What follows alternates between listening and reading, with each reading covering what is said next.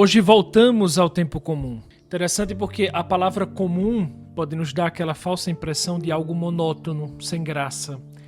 Mas o tempo comum é, na verdade, o tempo do cotidiano, o tempo em que a graça de Deus se infiltra nas frestas da nossa rotina. É o tempo da vida como ela é. E o evangelho que a igreja nos propõe para este dia é um verdadeiro choque de realidade nessa nossa vida ordinária. É quase uma biografia, porque o evangelho de Mateus conta hoje sua própria história. É Mateus quem narra o seu próprio chamado. Interessante que ele poderia ter silenciado sobre esse episódio, que é o episódio talvez mais embaraçoso da sua biografia. E ele não silenciou. E isso já nos diz algo sobre o que aconteceu naquele encontro. Esse evangelho nos leva, minha gente, para Cafarnaum, uma cidade à beira do mar da Galileia, cidade de pescadores, de trabalhadores, de gente comum. É ali que Jesus passa e avista um homem sentado à mesa de cobranças. O texto diz simplesmente: Jesus viu um homem. É emocionante perceber que onde a sociedade via um traidor corrupto, Jesus vê um homem. O olhar de Cristo perfura o currículo de horrores de Mateus e enxerga a sua essência. Olhe, minha gente, o pior homem do mundo, a pior pessoa que você possa imaginar, aquele vizinho que destruiu a família, o político corrupto de estimação da sua indignação, o criminoso irrecuperável do noticiário, Deus não os vê assim. Deus não os vê dessa forma. A pior pessoa do mundo é alguém em quem Deus ainda tem esperança. A sociedade olha e diz: monstro, caso perdido. Jesus olha e diz: homem, feito à minha imagem e semelhança. Como Deus pensa diferente da gente. Como o nosso pensamento, como a nossa lógica, como a nossa visão e muitas vezes as nossas palavras são distantes da lógica, do pensamento e das palavras, e da palavra de Deus. Quem era esse homem que aparece hoje aqui? É Mateus. Em grego, o texto diz simplesmente telones, publicano. E essa palavra para um judeu do século I tinha um sabor amargo. O publicano era o colaborador do ocupante romano. Era o homem que trocou a solidariedade com o próprio povo pelo conforto de uma carteira funcional imperial. Mais do que isso, o publicano, minha gente, o publicano era livre para cobrar além da taxa oficial e ficar com o excedente. Ou seja, era um ladrão legalizado, um traidor. Para os fariseus, ele estava tão impuro quanto um gentil. Não podia entrar na sinagoga, não podia dar testemunho no tribunal, não podia sequer se aproximar de um homem justo sem contaminá-lo. Reparem que Jesus não vai a um templo para encontrar um discípulo. Essa é uma coisa totalmente ilógica. Há uma música do Padre Fábio de Mello que ilustra bem isso. Humano demais. Não passa pelos bancos das sinagogas escolhendo o mais devoto. Não passa nas escolas procurando o mais inteligente. Não, ele vai direto ao lugar da vergonha. Da vergonha. O lugar que seria o último que nós iríamos. E diz duas palavras: segue-me. O verbo no grego é akoloutei, um imperativo presente que significa continua me seguindo. Entra no meu caminho e não saia mais. O que Deus faz aqui é simplesmente maravilhoso. Ele não pede que Mateus primeiro faça um curso de moral e cívica para depois segui-lo. O seguimento é em si mesmo a cura. Aqui, minha gente, é interessante porque Mateus precisa fazer um movimento físico e espiritual. Levantou-se e seguiu. Sem negociação, sem condição, sem dizer, me dá um tempo aí para eu pensar. Não, ele levanta-se e vai. O que chama a atenção aqui é exatamente isso. É o movimento. Porque Mateus estava sentado, fixo, acomodado, identificado com aquela mesa, com aquele lugar, com aquele posto. E Jesus chama e ele se levanta. Na Bíblia, levantar-se é sempre sinal de ressurreição, de transformação, de nova vida. Mateus não foi arrastado. Ele escolheu se levantar. Há uma obra genial de Caravaggio chamada A Vocação de Mateus.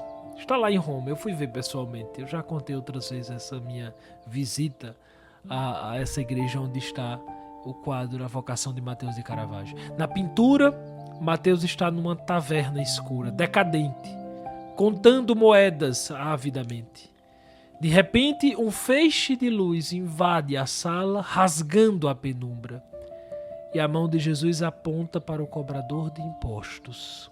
O rosto de Mateus é de puro espanto.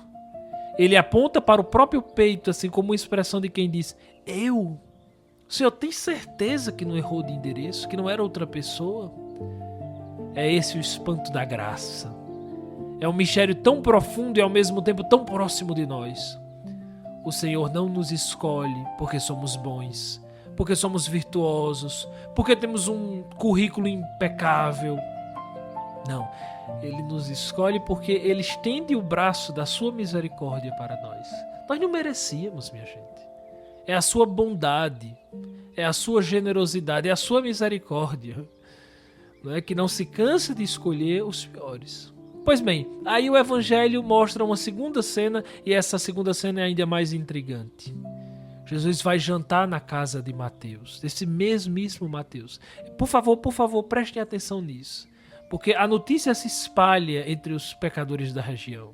Porque quem frequentava a casa de um publicano, minha gente? Outros publicanos, outros marginalizados, outros que o sistema religioso havia descartado. E entendam, comer junto no Antigo Oriente Médio não era apenas ingerir calorias, não. Hoje a gente vai no shopping, né? Por exemplo, eu estava em Brasília semana passada, fui almoçar lá no shopping, e aí as mesas todas lotadas. Então eu pedi, posso sentar aqui para almoçar? Pode. Então eu sentei ali numa mesa, dividi a mesa. Não, no Oriente Médio Antigo não era isso. Né? Eu nem falei com a pessoa, nem dialoguei, nada. Comi ali, levantei e fui embora. Não, aqui na Escritura era partilhar a vida, sentar, comer junto, era firmar uma aliança, era dizer, eu te aceito. E aí os fariseus entram em pânico e não têm a coragem de perguntar diretamente a Jesus. Vejam que não é uma pergunta corajosa, é num tom que mistura escândalo e ao mesmo tempo superioridade. Eles perguntam, vejam que eles não perguntam a Jesus, eles perguntam sobre Jesus. E perguntam, por que vosso mestre come com os cobradores de impostos e pecadores? E Jesus está lá, no meio de todos, comendo com eles, conversando com eles. A atitude dos fariseus é uma das armadilhas mais diabólicas e sutis da vida espiritual. Porque esses homens sofriam da neurose da perfeição. Para o fariseu, a religião era um sistema de asepsia, de limpeza, de higienização. Um hospital onde os médicos têm nojo dos doentes. Eu sou limpo porque não me misturo com os sujos. É uma ideia doida. Os fariseus amavam as regras, porque as regras os dispensavam do trabalho exaustivo de amar as pessoas reais. Isso acontece conosco muitas vezes.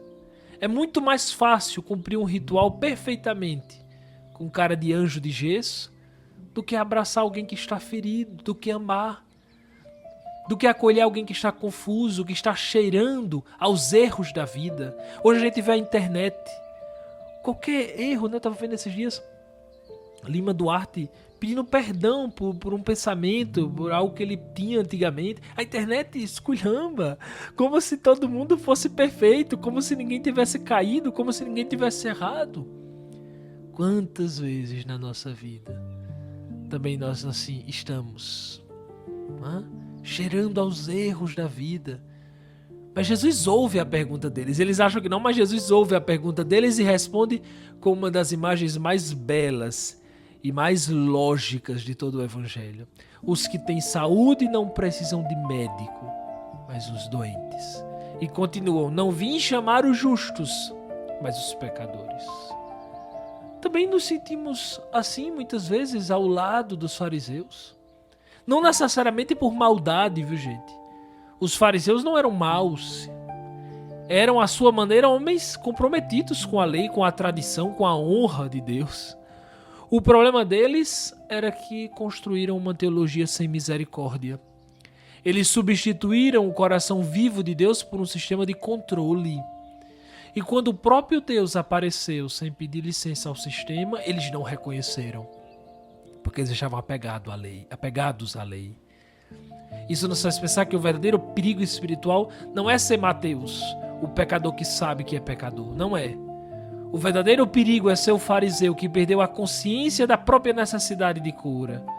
Jesus cita aqui Oséias 6, misericórdia quero e não sacrifício. Em hebraico a palavra misericórdia aqui é hesed. E ela não significa apenas piedade sentimental. Hesed é fidelidade amorosa, lealdade de quem não abandona. Deus não quer ritos sem coração. Ele quer coração que se deixa tocar. Meus irmãos, nós somos chamados a fazer o exercício de sentar com o nosso próprio interior e fazer uma pergunta honesta.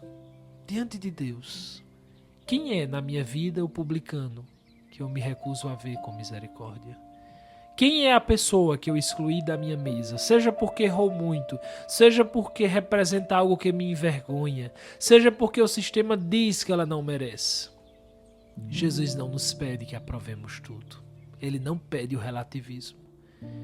Ele nos pede que não confundamos misericórdia com indiferença moral. Mas ele nos convida, antes de qualquer julgamento, sentar à mesa. Como um médico que vai ao doente, não para ser contaminado, mas para curar, para salvar, para banhar com a misericórdia e com o amor. Ao final desta meditação, nós somos todos chamados a uma só coisa, a nos levantar, a nos erguer, soerguer. Como Mateus se levantou, sem teoria, sem longa deliberação. Um ato simples de confiança no Mestre, que nos chama pelo nome. Confiemos, minha gente, confiemos de verdade. Que o Senhor nos conceda a graça de reconhecer que somos os doentes que precisam do médico. Que tenhamos a coragem de abrir nossa casa, nossa vida, para aqueles que o mundo despreza. E que a intercessão de Nossa Senhora, a primeira que disse sim sem condições, nos fortaleça neste caminho de conversão diária. Assim seja. Amém.